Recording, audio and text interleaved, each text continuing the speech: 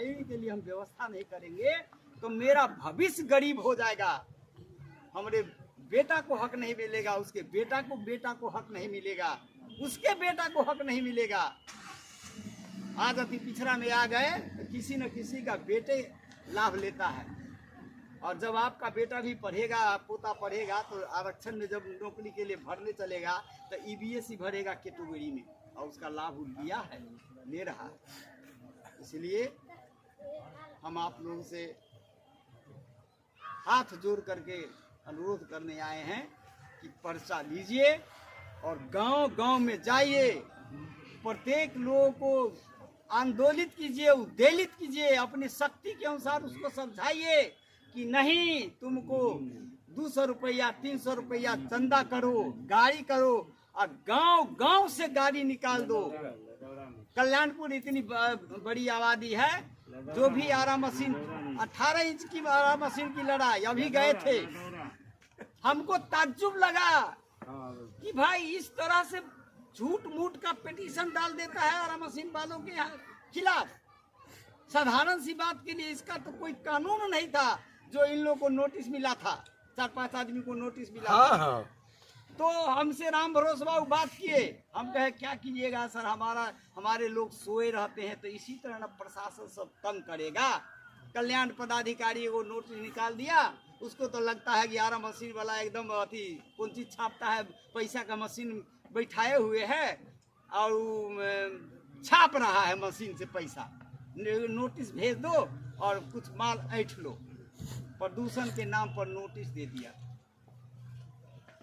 तो संगठन है, तब तो 4 आदमी मिल करके गए हमारे पास, राम भरोसे बाबू पिटीशन दिए गए थे ना, वहां गए, अफसर को दिए, उसको तो ये बुझाया ना भाई कि इसका संगठन है, इसको यदि छेड़ोगे तो हमको भी छोड़ेगा नहीं। इसलिए संगठन इसी का नाम है। आप लोगों को आह्वान करते हैं कि जितने भी भाई आए हैं, उस लाल कुमार सर, उसका नाम भूला जाता है, लाल कुमार शर्मा बनिए, बिना बने हुए आपका भविष्य सुरक्षित नहीं है। एक नेता है, वो आंदोलन छेड़े हुए है कि बढ़ी जो है सो संपन्न जाति में आता है, अति पिछड़ा से इसको बाहर करो।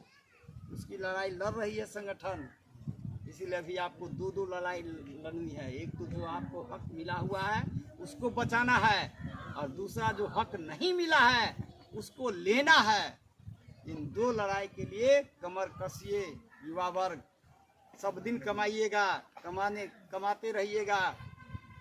हम इतना घूम रहे हैं, पेट्रोल जला रहे हैं, सारी व्यवस्था कर रहे हैं, सिर्फ इसलिए कि मुझे बुझने आता है, इसीलिए हम अपना पेट्रोल जला रहे हैं।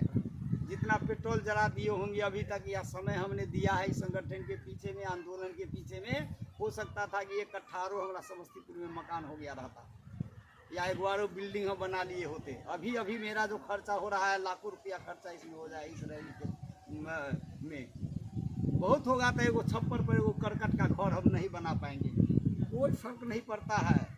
लेकिन यदि अधिकार मिल जाएगा तो हमारा जो पोता होगा ना, वो जो है सो बड़का महल बना लेगा।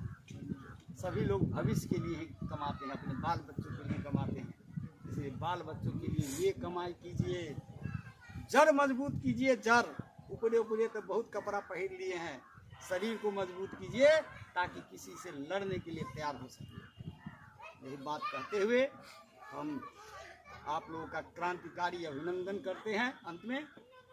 और सभी लोग, जितने ही लोग आए हैं यहाँ, हम गांव का नाम लिखे हैं, कुछ गांव का नाम आपसे पूछ करके लिख देते हैं रजिस्टर पर।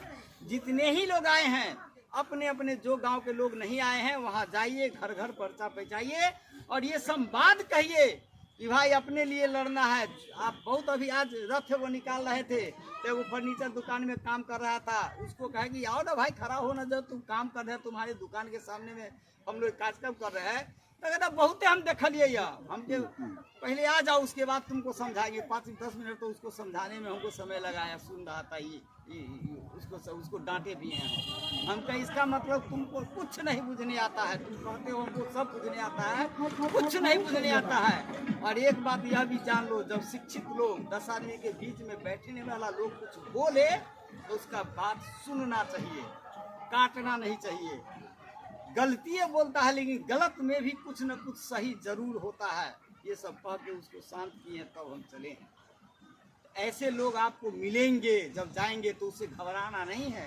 क्या है आप सोचते हैं हम 40 साल से 1984-82 में नौकरी में आए बेतिया में, और 1984 में पहला संगठन खड़ा किए थे, बैठक कराए थे बढ़ियों का। हम क्या करें भाई, लोग तो जात छपाता है, हमको क्या करें बोला था कि हम बढ़िए हैं भाई, हम बैठक करना चाहते हैं।